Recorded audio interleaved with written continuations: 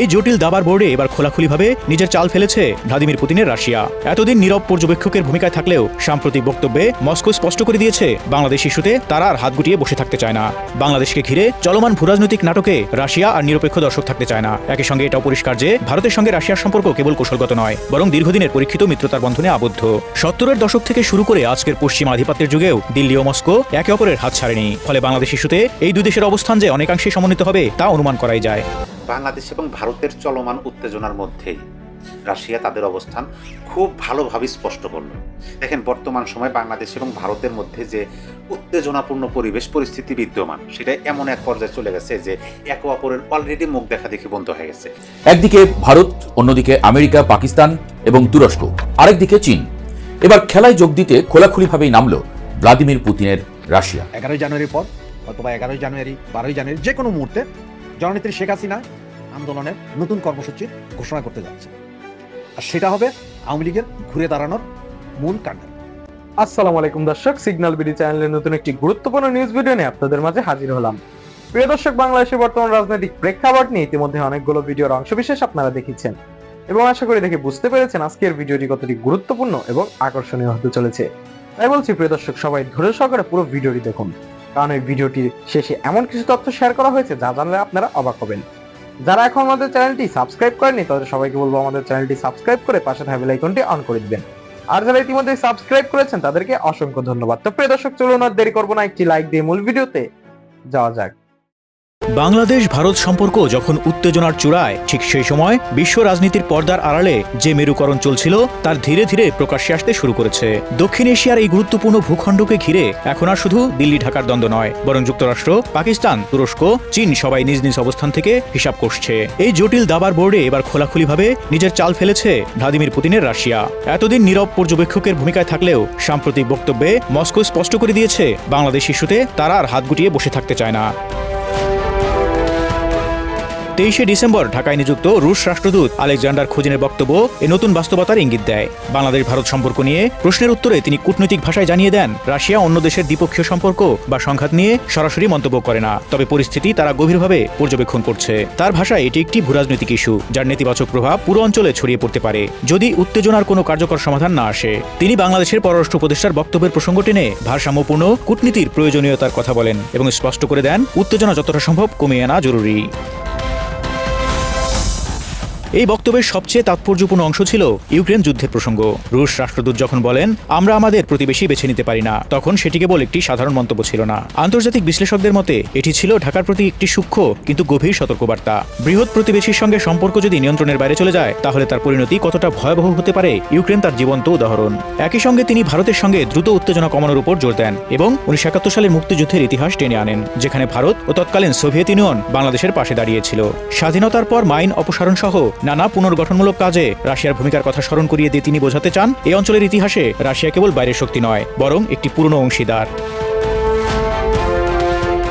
এই বক্তব্য বিশ্লেষণ করলে স্পষ্ট হয় বাংলাদেশকে ঘিরে চলমান ভূরাজনৈতিক নাটকে রাশিয়া আর নিরপেক্ষ দর্শক থাকতে চায় না। একই সঙ্গে এটাও পরিষ্কার যে ভারতের সঙ্গে রাশিয়ার সম্পর্ক কেবল কৌশলগত নয়, বরং দীর্ঘদিনের পরীক্ষিত মিত্রতার বন্ধনে আবদ্ধ। 70-এর দশক থেকে শুরু করে আজকের পশ্চিমা আধিপত্যের যুগেও দিল্লি ও মস্কো একে অপরের হাত ছাড়েনি। ফলে বাংলাদেশ ইস্যুতে এই দুই দেশের অবস্থান যে অনেকাংশেই সমন্বিত হবে তা অনুমান করাই যায়। এই প্রেক্ষাপটে রুশ রাষ্ট্রদূতের বক্তব্যের মাত্র 2 দিনের মাথায় বিএনপির চেয়ারম্যান তারেক রহমানের দেশে ফেরাকে অনেকেই নিছক কাকতালীয় ঘটনা হিসেবে দেখছেন না। সামাজিক যোগাযোগ মাধ্যমে শুরু হয় ব্যাপক আলোচনা, এই প্রত্যাবর্তনের পেছনে কি ভারত রাশিয়ার যৌথ কূটনৈতিক হিসাব কাজ করছে? জামায়াতপন্থী অনলাইন অ্যাক্টিভিস্টরা বিষয়টি প্রকাশ্যেই মেরুকরণের অংশ হিসেবে ব্যাখ্যা করছেন। তাদের মতে এর মাধ্যমে ভারত বাংলাদেশে তার হারানো প্রভাব পুনরুদ্ধারের সুযোগ পাচ্ছে এবং সেই কৌশলে রাশিয়া অংশীদার হচ্ছে। বিএনপিপন্থী মহল এ বিষয়ে তুলনামূলকভাবে নীরব থাকলেও এই আলোচনাকে তারা পুরোপুরি উড়িয়ে দিচ্ছেন না। আওয়ামী লীগপন্থী অনলাইন সমর্থকদের প্রতিক্রিয়া আরও জটিল ও দ্বিধাবিভক্ত। একাংশ মনে করছে ভারত ও রাশিয়া ইচ্ছাকৃতভাবে আওয়ামী লীগ বিএনপি দ্বিমুখী রাজনীতিকে আবারও সক্রিয় করতে চাইছে। তাদের যুক্তি, তারেক রহমানের প্রত্যাবর্তনের মধ্য দিয়ে ভবিষ্যতে সজীব ওয়াজেদ জয়ের মতো চরিত্র রাজনীতিতে ফের সক্রিয় হতে পারেন এবং দেশ আবার পুরনো দ্বিদলীয় প্রতিদ্বন্দ্বিতার ধারায় ফিরে যেতে পারে। এই অংশটি ভারত রাশিয়ার ভূমিকাকে ইতিবাচক হিসেবেই দেখছে। তবে আরেকটি অংশ সম্পূর্ণ ভিন্ন মত পোষণ করছে। 2024 সালের 5ই আগস্টের আগে ও পরে ভারত ও রাশিয়ার স্পষ্ট সমর্থন পেয়েও আওয়ামী লীগ মাঠের রাজনীতিতে কোনো বাস্তব সুবিধা আদায় করতে পারেনি। ফলে দিল্লি ও মস্কো ধীরে ধীরে আওয়ামী লীগের উপর আস্থা হারাচ্ছে এবং তাদের কূটনৈতিক মনোযোগ এখন তারেক রহমানের দিকে ঝুঁকছে। এই পরিবর্তন ভবিষ্যতে আওয়ামী লীগের রাজনীতিতে ফেরা আরও কঠিন করে তুলতে পারে বলেও তারা মনে করছেন। বাংলাদেশ এবং ভারতের চলমান উত্তেজনার মধ্যেই রাশিয়া তাদের অবস্থান খুব ভালোভাবে স্পষ্ট করলো। দেখেন, বর্তমান সময় বাংলাদেশ এবং ভারতের মধ্যে যে উত্তেজনাপূর্ণ পরিস্থিতি বিদ্যমান, সেটা এমন এক পর্যায়ে চলে গেছে যে একে অপরের অলরেডি মুখ দেখা দেখি বন্ধ হয়ে গেছে। আমি এই বিষয়ে কথা বলছি আপনাদেরকে অনেক তথ্য জানানোর চেষ্টা করছি। এখন এরকম পর্যায়ে যে পিঠ দেখা দেখি হয়ে গেছে, মানে দুইটা রাষ্ট্র সামনাসামনি অনেকক্ষণ অনেক কথা নিয়ে অনেক বিষয় নিয়ে তর্ক বিতর্ক করছে। ওইরা তারা এখন একে অপরের দিক থেকে মুখ ফিরিয়ে নিয়ে যার যার দেশের দিকে বা যার যার বাড়ির দিকে রওনা দিছে এবং বলতেছে দেখে নেব তুই কী করতে পারো, তুমি কী করতে পারো, তোমার অবস্থা রাইট করে দেবো, 12টা বাজে দেবো, এরকম অবস্থার মধ্যে যখন পিঠ দেখা দেখি চলতেছে, এখন আর মুখ দেখা দেখি না, পিঠ দেখা দেখি চলতেছে ভারত বাংলাদেশের মধ্যে, ঠিক তখনই রাশিয়া তাদের অবস্থান স্পষ্ট করলো। এখন আমার একটা মনের মধ্যে প্রশ্নের উদয় হলো যে এই যে রাশিয়া যে বার্তা দিল, এই বার্তা কি বর্তমান অন্তর্বর্তী সরকার বুঝতে পারলো? প্রিয় দর্শক, এখন পর্যন্ত আমার এই চ্যানেলটি সাবস্ক্রাইব করে না থাকলে অনুগ্রহপূর্বক চ্যানেলটি সাবস্ক্রাইব করে নিতে পারেন, আর এই ভিডিওতে একটা লাইক এবং একটা গঠনমূলক মন্তব্য করে দেবেন। দেখেন, বর্তমানে ইউনূস সাহেবের সরকার রাশিয়ার বার্তা বুঝতে পারলো কি না পারলো সেটা জানি না, তবে প্রশ্নটা আমি রেখে গেলাম। তবে রাশিয়ার বার্তাটি আমরা পড়ে শুনবো এবং আমরা বোঝার চেষ্টা করবো, আমরা নিজেরা বোঝার চেষ্টা করবো যে আদৌ রাশিয়া কী বার্তা দিল। বাংলাদেশে অবস্থিত রাশিয়ার হাই কমিশনার তিনি এই বর্তমান পরিস্থিতি নিয়ে স্পষ্ট ভাষায় তিনি বার্তা ইঙ্গিতপূর্ণ কথা বলছেন। আমি আপনাদেরকে সেই নিউজটা পড়ে শোনাই যে প্রকৃতপক্ষে রাষ্ট্রদূত কী কথাগুলো বলছে, আমরা বোঝার চেষ্টা করি। দেখেন, এখানে স্পষ্ট ভাষায় বলা হয়েছে, আপনি যদি নিউজটা পড়ে নিতে চান তাহলে পড়ে নিতে পারেন। শিরোনামটা হলো এরকম: বাংলাদেশ ও ভারতের চলমান উত্তেজনা নিয়ে যা বলল রাশিয়ার রাষ্ট্রদূত। অথবা আপনি গুগলে গিয়ে শুধু সার্চ দিবেন যে রাশিয়ার রাষ্ট্রদূত বাংলাদেশ নিয়ে কী বললো, এরকমভাবে সার্চ দেবেন, দেখবেন অনেক নিউজ আসবে, আপনি পড়ে নিতে পারেন। আমি যে নিউজটা থেকে পড়তেছি সেটার শিরোনাম হলো বাংলাদেশ ও ভারতের চলমান উত্তেজনা নিয়ে যা বলল রাশিয়ার রাষ্ট্রদূত। রাশিয়ান রাষ্ট্রদূত বলেন, আমরা বাংলাদেশ ও ভারতের মধ্যকার দ্বিপাক্ষিক সম্পর্ক নিয়ে কোনো নির্দিষ্ট মন্তব্য করতে চাই না, তবে পরিস্থিতি আমরা পর্যবেক্ষণ করছি, কারণ এটি শুধু দুই দেশের জন্য নয় বরং পুরো দক্ষিণ এশিয়া অঞ্চলের জন্য গুরুত্বপূর্ণ। দেখেন, গুরুত্বপূর্ণ কথাই তিনি বললেন যে বর্তমান সময়ে বাংলাদেশ এবং ভারতের মধ্যে চলমান উত্তেজনাপূর্ণ পরিস্থিতি, এটা নিয়ে তারা কোনো নির্দিষ্ট কিছু বলতে চায় না, মানে কোনো পক্ষপাত তারা করতে চায় না, কিন্তু তারা এই বিষয়গুলো খুবই নিবিড়ভাবে পর্যবেক্ষণ করতেছে।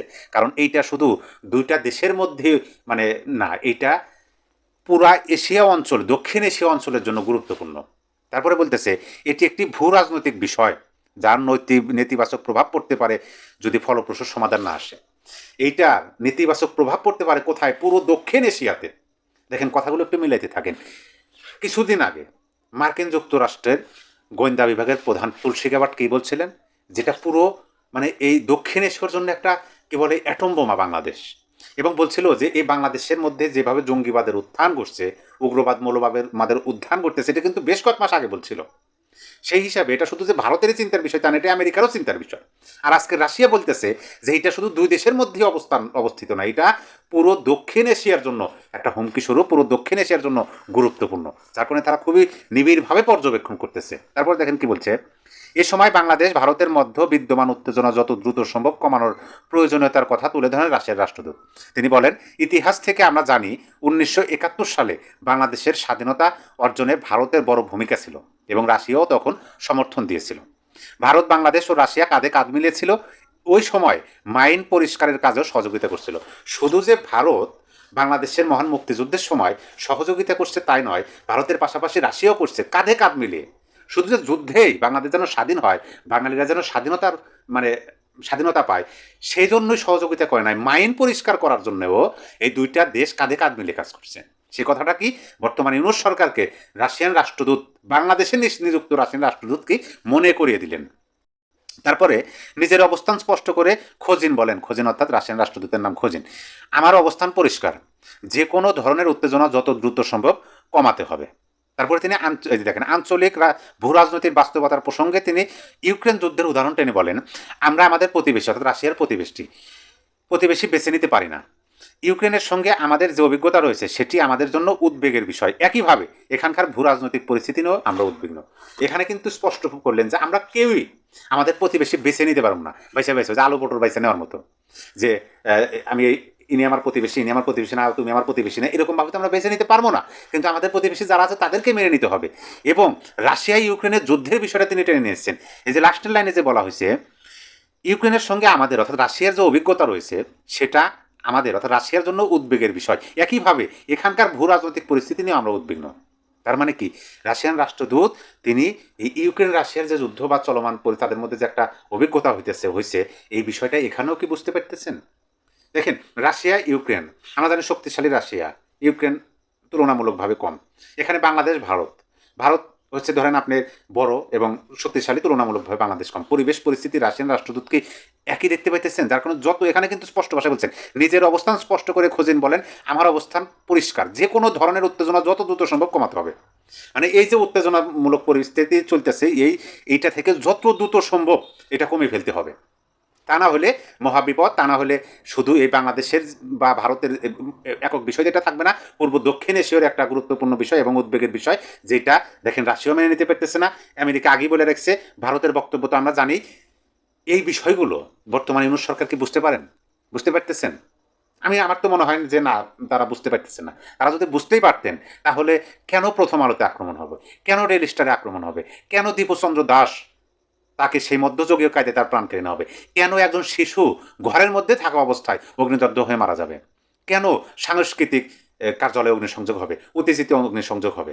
দেখেন, আমি আরও দুইটা নিউজ আপনাদেরকে পড়ে শোনাই। এর মধ্যে অলরেডি আমরা জানি যে ঢাকা, চট্টগ্রাম এবং খুলনা ভারত তাদের ভিসা কেন্দ্র সাময়িকভাবে বন্ধ রাখছিল। পরবর্তীতে যখন চট্টগ্রাম এবং খুলনায় ভারতের হাই কমিশনে যখন আক্রমণ হয় তখন তারা ওই দুইটা অনির্দিষ্টকালের জন্য বন্ধ করে দিচ্ছে ভিসা সেন্টার।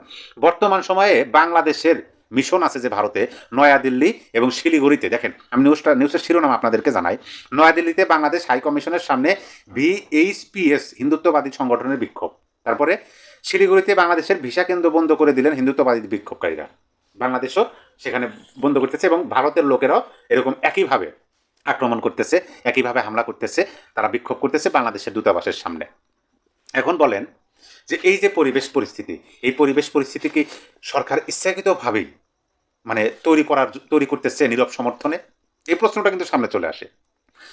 আমরা জানি যে হ্যাঁ, ভারতের সাথে সম্পর্ক নেই, কারণ এই সরকার তো ভারত বিদ্বেষকে পুঁজি করে এই সরকার রাষ্ট্র ক্ষমতায় এসছে, এটা তো পরিষ্কার। ঠিক আছে, ভারতের সাথে সম্পর্ক নেই, কিন্তু অন্য রাষ্ট্রগুলোর সাথে তো সুসম্পর্ক থাকার কথা, রাশিয়ার সাথে তো সুসম্পর্ক থাকার কথা, চীনের সাথে তো সুসম্পর্ক থাকার কথা। বরঞ্চ বর্তমান অন্তর্বর্তী সরকারের প্রধান উপদেষ্টা অধ্যাপক ইউনূস, তার সাথে তো মার্কিন যুক্তরাষ্ট্রের সুসম্পর্ক থাকার কথা, লন্ডনের সুসম্পর্ক থাকার কথা। কোথায় সুসম্পর্ক? কারোর সাথে সম্পর্ক নাই, এক ঘরে হতে যাচ্ছে বাংলাদেশ। আমার কাছে তো সেরকমই পরিস্থিতি মনে হইতেছে। যাই হোক, সম্মানিত দর্শক, ডক্টর ইউনূস বা তার ক্যাবিনেট এই রাশিয়ার বার্তা বুঝতে পারলো কি না পারলো সেটা আমরা স্পষ্টভাবে বলতে পারি না। তবে এই কথাটা বলতে পারি যে আমরা এই রাশিয়ান রাষ্ট্রদূতের বার্তাটি পত্রিকার ভাষায় পড়ে যতটুকু বুঝতে পারলাম, তাতে বর্তমান বাংলাদেশ এবং ভারতের মধ্যকার সম্পর্ক যে খুব একটা ভালো দিকে যাচ্ছে সেরকম না, একেবারে ভিন্ন পথে হাঁটতেছে। এবং এটার পরিস্থিতি যে কিভাবে সামলাবে এই সরকার বা এটার যে ফলাফল কি হয়, এইটা নিয়েই বাঙালি জাতিকে চিন্তায় করতে হবে। আওয়ামী লীগের নতুন কর্মসূচি আসছে এবং তা আসছে 11ই জানুয়ারির পর। 11ই জানুয়ারির পর অথবা 11ই জানুয়ারি, 12ই জানুয়ারি, যে কোনো মুহূর্তে জননেত্রী শেখ হাসিনা আন্দোলনের নতুন কর্মসূচি ঘোষণা করতে যাচ্ছে। আর সেটা হবে আওয়ামী লীগের ঘুরে দাঁড়ানোর মূল কাণ্ডারি। কারণ হচ্ছে আওয়ামী লীগ বিহীন নির্বাচন হবে না। আমরা বারবার বলছিলাম আওয়ামী লীগ বিহীন নির্বাচন হবে না, দেশের জনগণও বলছিল যে আওয়ামী লীগ বিহীন নির্বাচন হবে না। এরপরেও বর্তমান এই ইন্টিম দখলদার গভর্নমেন্ট তারা নির্বাচন করতে যাচ্ছেন একতরফা নির্বাচন। বাংলাদেশের ইতিহাসে আজ পর্যন্ত কোনো দলকে আপনার নিষিদ্ধ রেখে নির্বাচন হয়নি। সব দলের অংশগ্রহণে নির্বাচন হয়েছে। হ্যাঁ, কখনো কখনো অনেক দল আপনার নির্বাচন করেনি, বয়কট করেছে, কিন্তু আওয়ামী লীগ কখনো বয়কট করেনি। এবং আওয়ামী লীগ এখনো বলছে যে তারা বয়কট করে না, তারা নির্বাচনে বিশ্বাসী, আওয়ামী লীগ নির্বাচনে বিশ্বাসী এবং সেই নির্বাচন আওয়ামী লীগকে নিয়েই করতে হবে। আর আওয়ামী লীগকে না নিয়ে করলে কি অবস্থা হতে পারে বা কি হবে, এবং বিএনপি জামাত এই মুহূর্তে আওয়ামী লীগ নেতাকর্মী এবং সনাতনী ভাই বোনদেরকে কিভাবে হুমকি ধমকি দিচ্ছে, আপনারা জাস্ট এই ভিডিওটি দেখুন। এই ভিডিওটি দেখলেই বুঝতে পারবেন যে কেমন এবং তাদের চরিত্রটা কি। আমি স্পষ্টভাবে বলতে চাই, যদি আওয়ামী লীগের কেউ থাকেন এবং সনাতনী ধর্মের যারা রয়েছেন, আগামীতে যদি ধানের শীষে ভোট দিয়ে আপনারা যদি বিএনপিকে এই দেশ পরিচালনার সুযোগ না দেন, আমি জিন্না পবিত্র বাড়িতে দাঁড়িয়ে বলে যাচ্ছি, আপনারা কেউ এই বাংলার মাটিতে বসবাস করতে পারবেন না। এই বাংলার কোনো স্বাধীনতা থাকবে না। আপনার ভিডিওটা দেখলেন, যদি বিএনপিকে আওয়ামী লীগ এবং সনাতনীরা ভোট দিয়ে দেশ শাসনের পরিস্থিতি সৃষ্টি না করে দেয়, তাহলে বাংলাদেশে আওয়ামী লীগ এবং সনাতনী কেউ থাকতে পারবে না। তার মানে থাকবে শুধু মোল্লা মৌলবীরা এবং বিএনপির এইসব চান্দাবাজরা, মানে যারা দেশটাকে ধ্বংসের মুখে নিয়ে গেছে তারাই থাকবে। এটাই তো এই বক্তব্য, যে উনি জিন্নার পবিত্র বাড়ি থেকে ঘোষণা দিচ্ছেন যে যদি বিএনপিকে ক্ষমতা দেওয়া না হয় তাহলে আওয়ামী লীগ বা সনাতনী কেউ থাকতে পারবেন না। বর্তমানে 1 কোটির উপরে সনাতনী আছেন, আপনাদের সবাইকে জবাই করে দেওয়া হবে। আওয়ামী লীগ নেতাকর্মী আছেন, আপনাদের আর কি করবে, যা করার তো করছেই অলরেডি। 50,000 নেতাকর্মী অলরেডি জেলে আছে, 360 জন নেতাকর্মী মৃত্যুবরণ করেছে জেলখানায় অমানসিক নির্যাতনে, এবং আরো কত হাজার কত লাখ যে ঘরবাড়ি ছাড়া, তা আপনারাই বুঝতে পারছেন। আর এর কারণেই 11 তারিখের পর যে কোনো মুহূর্তে আমাদের সভানেত্রী আন্দোলনের ডাক দিচ্ছেন। 11 তারিখ অবশ্য মার্কিন অ্যাম্বাসেডার, নতুন মার্কিন অ্যাম্বাসেডার আসবেন, যিনি প্রচন্ড চায়না বিরোধী, উনি আসছেন, ডিপ স্টেটের লোক। এরপরে কি কি হবে তা আমরা এখনো জানি না। এদিকে তো সারা দেশের ম্যাক্সিমাম বন্দর, পোর্ট, বিমানবন্দর, নৌবন্দর সবই অলরেডি বিক্রি হয়ে গেছে, আর কিছু বাকিও নেই। আর এই দেশ রক্ষা করার জন্য, এই দেশের জনগণের ভোট এবং ভাতের অধিকার রক্ষার জন্য আমাদের সভানেত্রী জননেত্রী শেখ হাসিনা 11 তারিখের পর যে কোনো সময় বৃহৎ আন্দোলনের ডাক দিবেন। সেটা হতে পারে হরতাল, হতে পারে বিশাল বিশাল মিছিল, হতে পারে টোটাল ব্লকআউট, হতে পারে অসহযোগ আন্দোলনের মতো কোনো আন্দোলন। সেই আন্দোলনকে বেগবান করার জন্য নেত্রী অলরেডি এর আগেই বলেছেন যে নেতা কর্মী যে যেখানে আছেন সবাই ঐক্যবদ্ধ হয়ে আন্দোলন করতে হবে। হ্যাঁ, আমি আপনাদের মতো আমিও মানি, এখন আমাদের কোনো নেতা নেই, এখন আমাদের একজনই আছে, সেটা হচ্ছে জননেত্রী শেখ হাসিনা। যা আগে যেমন মিছিল হতো না, এক নেতার এক দেশ বঙ্গবন্ধুর বাংলাদেশ, এখন আমরা বলবো এক নেত্রীর এক দেশ শেখ হাসিনার বাংলাদেশ। আর এই শেখ হাসিনার বাংলাদেশ গড়ার জন্য, শেখ হাসিনাকে আবার দেশে ফিরিয়ে এনে, সসম্মানে দেশে ফিরিয়ে এনে ক্ষমতার মসনদে বসানোর জন্য আমরা 11 তারিখের পরে নেত্রী যেভাবে বলবেন সেইভাবে সারা বাংলাদেশে আন্দোলন বেগবান করবেন।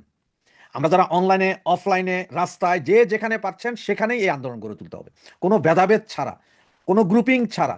আমাদের কাছে এই মুহূর্তে ভুলে যান কোনো গ্রুপিং, অমুক ভাই তমুক ভাই ভুলে যান, আমরা এক নেত্রীর নির্দেশেই কাজ করব। কারণ আমাদের এখন যদি আমরা গ্রুপিং করতে থাকি, আরো করতে থাকি, আমাদের অবস্থা আরো নিঃশেষ হবে। আপনারা বিএনপির নেতার সেই বক্তব্যটাই শুনেছেন, জবাই করবে আপনাদের, কেউ স্বাধীনভাবে থাকতে পারবেন না, সে বলেই দিচ্ছে, তারা কন্টিনিউ বলে যাচ্ছে। সুতরাং এই হায়নাদেরকে দমানোর জন্যই 11 তারিখের পর যে কোনো মুহূর্তে নেত্রী যে আন্দোলনটা ডাক দিবেন, সেই আন্দোলনকে আমাদের সফল করতে হবে।